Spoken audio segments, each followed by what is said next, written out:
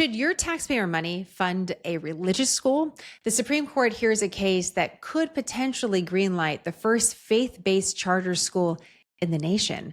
We're going to take a closer look at the stakes of this case. I'm Jenna, and this is Smarter News.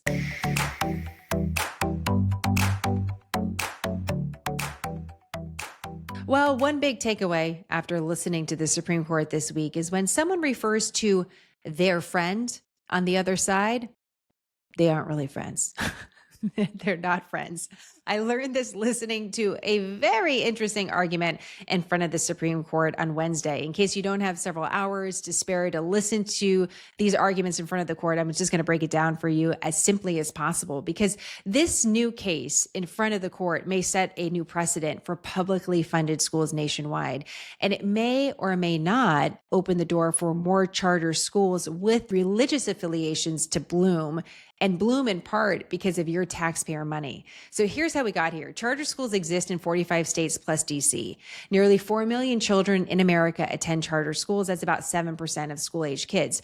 More than 80% still attend public schools. So we're not talking about the majority of kids, but we are talking about, several million. And the charter school really allows families to thread a needle when they don't want to attend the public school in their area, but maybe they don't want to pay for private school. There are the charter school options. What are charter schools? Well, these are schools that operate independently, but they receive taxpayer money. So American kids can attend these schools free of charge. The National Charter School Resource Center says that a charter school is accountable to public school standards. They still have to meet those state standards, but they operate autonomously. Here's the definition that they offer. Quote, a charter school is a public school that operates as a school of choice. Charter schools commit to obtaining specific educational objectives in return for a charter to operate a school. Charter schools are exempt from significant state or local regulations related to operation and management, but otherwise adhere to regulations of public schools. For example, charter schools cannot charge tuition or be affiliated with a religious institution. That last part is really what's at the center of this case. So here's the backstory here. Inspired by the challenges of education during the pandemic, as so many were, the Catholic Archdiocese of Oklahoma City and the Diocese of Tulsa founded St. Isidore of Seville Catholic Virtual School in Oklahoma to operate statewide. So it's all online. It's open to any child in the state. And St. Isidore confirmed during the Supreme Court hearing that it will accept non-Catholic children. It will allow children to opt out of Mass. It will hire non-Catholic teachers. However, religion remains at the core of the school's philosophy. St. Isidore's mission statement says this: guided by our Catholic faith, St. Isidore serves God and families by spiritually and academically preparing students, Catholic and non-Catholic alike, for lives of intellectual excellence, holiness, and service to others, with the ultimate goal of eternal salvation by bringing quality Catholic education to all parts of Oklahoma. Now, the Oklahoma Charter School Board greenlit the school to operate. They said, okay, cool, here's your charter. But the Attorney General at the state at the time challenged this as a violation of the Constitution because he argued taxpayer money would be funneled to a religious institution, the Catholic Church, and it basically equate this to indoctrination of the kids.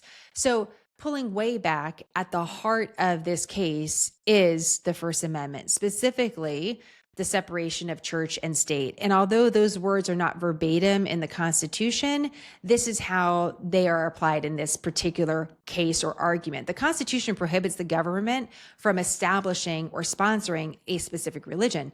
This means a public school cannot promote or endorse a particular religion or provide religious instruction. Now, that also means that the Constitution says the government cannot prohibit people from freely exercising their religion. This means a public school cannot discriminate against a private religious expression of any kind. And so you have these two challenges. You have the fact that the government cannot sponsor any sort of religion, but also can't discriminate against a religion. And these two pillars intersect in this case that actually wound up in front of the Oklahoma Supreme Court. The Oklahoma Supreme Court ruled against the school for violating state and federal law. That was their ruling. And because this is a constitutional question, this case was appealed to the Supreme Court. And that's where we are. Both sides argue the other one is violating the Constitution. So Oklahoma argues that taxpayer money is going to a charter school, and that's essentially serving as the state endorsing a religion because the charter school is part of Oklahoma, part of the state school system, something that the Constitution prohibits in favor of religious freedom. Now, the school argues not allowing the school to receive public funding equates to religious discrimination. And here's one of the lawyers representing the school in an exchange with the Supreme Court mapping some of this out. So what would you do with a charter school that doesn't want to teach evolution or doesn't want to teach history, including the history of slavery, or doesn't want to include having children of another faith in them, as this one does? This one does not say it won't exclude children of other faiths, but it said if you want to attend this school, you have to attend Mass, you have to accept the teachings of the church with respect to certain principles. So is that something you look at? No, it isn't, and I want to start at the back end of your question, which talks about St. Isidore. So St. Isidore allows exceptions for anyone that doesn't want to attend Mass. That's on page 27 of the student handbook. In addition, it does not require students to affirm its religious beliefs. I would point the court specifically to Respondent's Appendix, page 322, where it says point blank that there is no requirement that a student affirm the beliefs of the school. What if it did, Mr. Campbell? So you can see the difficulty of some of these questions. The school is arguing that other charter schools can cater to, very specific groups. For example, a charter school can be supported by a private company that is providing education to only female students, and it's a sports-focused school. A charter school can cater to kids that have gotten in trouble and find themselves in and out of the justice system, or students that have substance abuse or self-harm, eating disorders, or other destructive behaviors. By the way, these are examples of real charter schools in Denver, Colorado. And that's just what I stumbled upon in my research. So as I was understanding the school's argument here, they're saying, why can't a religious school be in the mix? Why is faith any different than a nature school or a sports-focused school that is supported in part by a private company? Isn't religion protected by the Constitution? Key to their argument is they say, yes, this was an idea that came from the archdiocese, but we're really independent. We're operating privately, just similar to a private company. Justice Kavanaugh hit this pretty hard with the lawyer representing the state of Oklahoma, because Justice Kavanaugh was asking, wait a minute, are we treating religion as a second class to these other elements? What you're going to hear here is the lawyer on behalf of the state of Oklahoma, and you're also going to hear Justice Kavanaugh. All we're saying is that we're not going to create, fund, and control the curriculum of schools that want to teach religion as truth. I think, as Justice Gorsuch pointed out earlier, a state could easily design a different kind of charter school system where they really were government-run, government-controlled, government-created, government-established private charter schools. That's not what some states have. They open it up to private people to apply. And then when you say to someone, you're no good because you're religious, they're not asking, and to make the point, they're not asking for special treatment. They're not asking for favoritism. They're just saying, don't treat us worse because we're religious.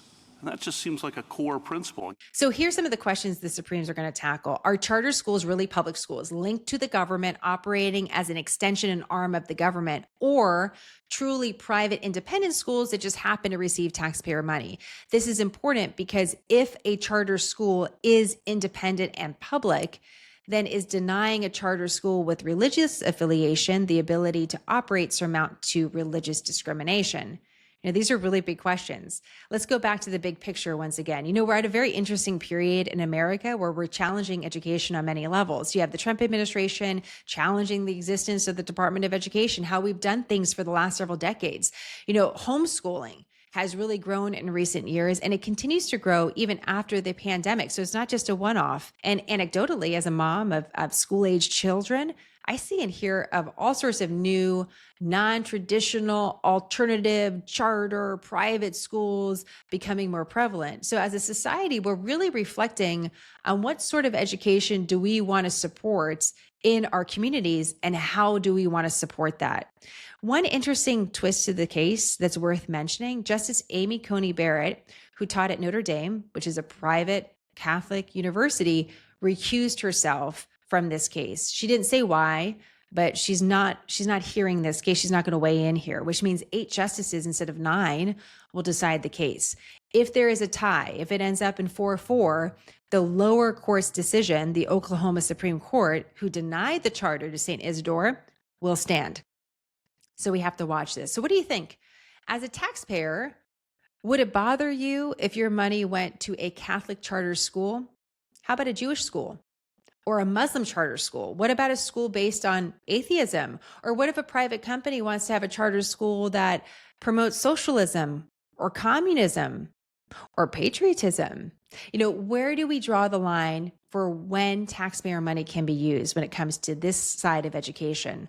Let us know what you think in the comments or hello@smarternews.com. You can always email us. By the way, we're not going to hear from the Supreme Court until, ironically, school for most of the country is out. We will probably get the decision mid to late June. And until that time, we're going to be waiting to see what do they look at when they're looking at this case and how do they make their decisions. But we're not going to see that. We're not going to get the results until really right before July 4th. And we're fully into summer. So we'll watch that for you. In the meantime, it gives us a lot to think about.